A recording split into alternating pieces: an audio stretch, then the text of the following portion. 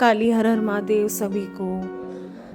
अगर आप ये वीडियो देख रहे हैं और आपके मन में भी कहीं ना कहीं ये प्रश्न है कि क्वेश्चन है कि क्या पूजा पाठ करने से हमारा जीवन सुधरता है, या हमारी पूजा पाठ नहीं लग रही है, या भक्ति करने से सिर्फ समय का व्यर्थ है। देखिए, मैं आप सभी को आज बता दूं कि पूजा पाठ करने से कभी भी हमारा समय व्यर्थ नहीं जाता है।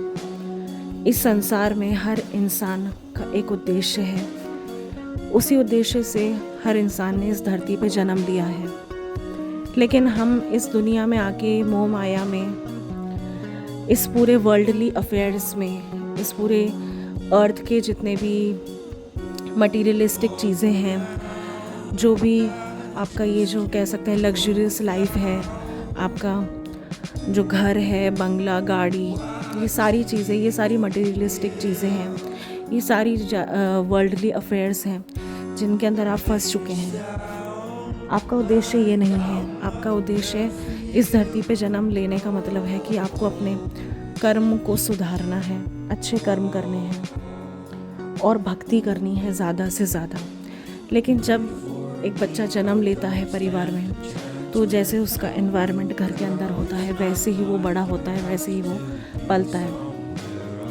कई बार इंसान बुरा नहीं होता, उसके हालात उसे बुरा बना देते हैं। और आजकल तो इतना ज़्यादा तंत्र विद्या, ये सारी चीज़ें चल रही हैं कि लोगों ने लोगों को अपने जैसा रखा ही नहीं है। एक अच्छा इंसान भी कब बदल जाता है पता ही नहीं चला, क्योंकि आजकल लोग इतना ज़्यादा करा रहे हैं गलत चीज़ें, तंत्र बाधा इतनी ज़्यादा करा रहे हैं कि आजकल लोगों से दूसरों की खुशियाँ बर्दाश्त नहीं हो रही, इसलिए वो एक दूसरे के ऊपर गलत चीज़ें कराते हैं, उनकी बुद्धि फेर देते हैं। आजकल जगह जगह लक्ष्मी बंधन हो रहा है, बुद्धि का बंधन किया जा रहा है ताकि कोई जीवन में आगे ना बढ़ पाए। और लोग सोच रहे हैं कि ये इंसान बहुत बुरा है। कोई भी व्यक्ति बुरा नहीं होता, उसके हालात उसे बुरा बना देते हैं। जाने लोग किस किस तरीके की विद्याएं करवा रहे हैं लोगों के ऊपर, और उनसे गलत काम करवाया जा रहा है। कितने लोग भूत प्रेत इन सारी चीज़ों से पीड़ित हैं इस दुनिया में। आधे से ज़्यादा लोगों को तो पता ही नहीं है कि उनका शरीर जो है बंधन में है, उनके ऊपर प्रेत छोड़े गए हैं, जिन, पिशाच, ये सारी चीज़ें भी छोड़ी जाती हैं आज के समय में। और ये चीज़ें सच होती हैं, इनमें झूठ कुछ भी नहीं है। अगर मानो तो भगवान, नहीं मानो तो पत्थर, ये वो वाली बात है। लेकिन मैं सिर्फ इतना ही कहना चाहती हूँ, अगर कोई भी इंसान ये वीडियो मेरा देख रहा है तो ज़्यादा से ज़्यादा भक्ति कीजिए, क्योंकि भक्ति करने से आपका जीवन ही नहीं बल्कि आपके पाप कर्म भी कटते हैं, आपका जीवन भी सुधरता है, आपके जीवन में आपको मार्गदर्शन मिलता है। आपने धरती पे क्यों जन्म लिया है, ये भी स्वयं आपको भक्ति से ही पता चलता है।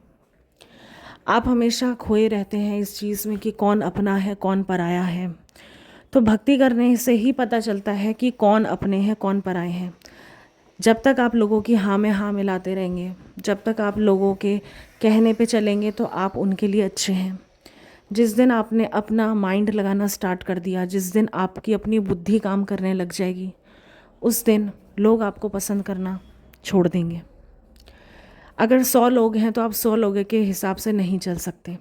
इसलिए सबसे पहले तो दुनिया को खुश करना बंद कीजिए, दुनिया के इशारों पे नाचना छोड़ दीजिए। भगवान के इशारों पे एक बार नाच के देखिए और फिर देखिए क्या होता है। भगवान की भक्ति कीजिए, आप जिस भी भगवान को मानते हैं। मैंने ये वीडियो कॉमन बनाया है, मैंने ये वीडियो किसी एक भगवान के ऊपर नहीं बनाया है। मैं खुद स्वयं माँ काली पे विश्वास करती हूँ और माँ काली की ही बेटी हूँ। लेकिन सभी भगवानों का उद्देश्य एक ही है।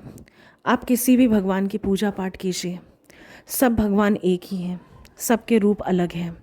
माँ पार्वती का रूप ही माँ काली है, और माँ काली ही माँ पार्वती हैं। माँ दुर्गा ही माँ काली हैं, और माँ काली ही माँ लक्ष्मी हैं। रूप सब एक ही हैं। जिस तरीके से एक इलेक्ट्रिसिटी होती है, लेकिन अप्लाइंसेस अलग अलग होते हैं।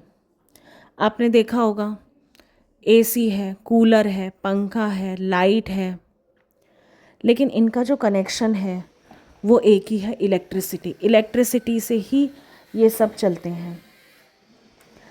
तो इसीलिए आपको भी अपने जीवन में पूजा पाठ करनी है, भक्ति को आगे बढ़ाना है, और आपको बिल्कुल भी डिस्ट्रैक्ट नहीं होना। लोगों की बातों का असर आपके ऊपर नहीं होना चाहिए।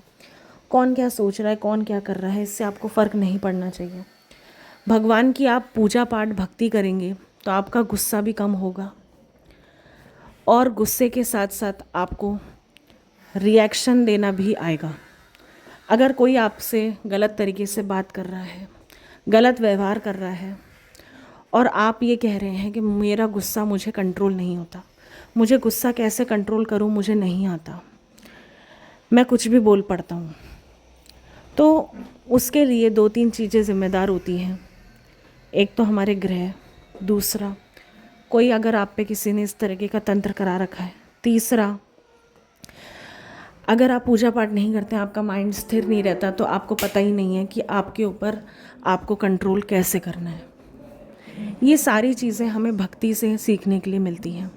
जब हम पूजा पाठ करते हैं, भक्ति करते हैं, तो भगवान स्वयं हमें अपनी ऊर्जा प्रदान करते हैं, अपने अंश प्रदान करते हैं। जब भगवान के जैसे अंश होते हैं, वही स्वयं अंश हमारे अंदर आते हैं, और हमें अपना गुस्सा कंट्रोल कैसे करना है, कब किसको जवाब देना है, नहीं देना है, ये भी स्वयं भगवान हमें ऊर्जा प्रदान करते हैं, और इसी से हमारे कर्म सुधरते हैं।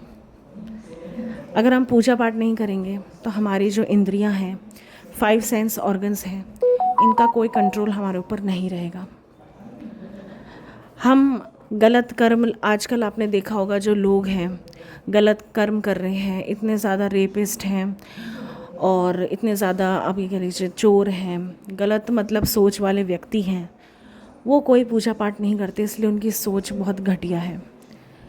पूजा पाठ करने से भगवान स्वयं हमारी रक्षा भी करते हैं, हमें सद्बुद्धि भी देते हैं, हमें ज्ञान भी प्रदान करते हैं, और हमारे जीवन का मार्गदर्शन भी करते हैं।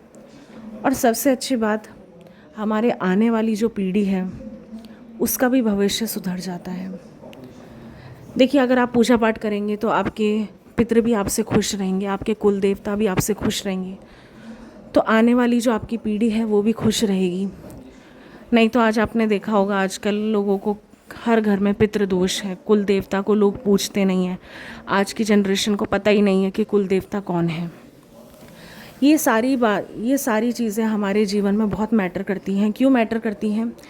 हमारे घर की रक्षा करने के लिए पितृ हमारे घर के बाहर खड़े होते हैं, हमारे कुल देवता हमारे साथ खड़े होते हैं।